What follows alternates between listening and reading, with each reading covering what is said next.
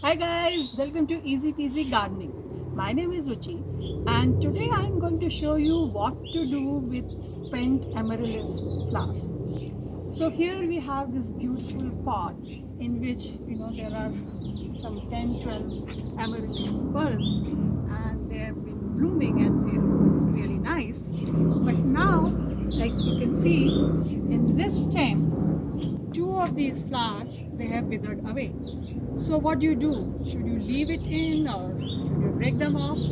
So it's better to break them off because then what happens is that the seed is being formed here. The seed is being formed here. So if you don't break it off, then the plant will be spending its energy in making that seed, and you don't want that. You want plant to spend energy in the blossom, so you want to break this off. So just take this and just bend it, and it breaks. Very easy.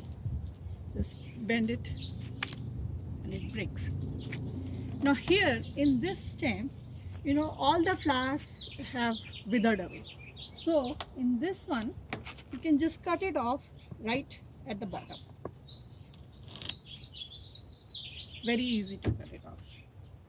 And the same thing here,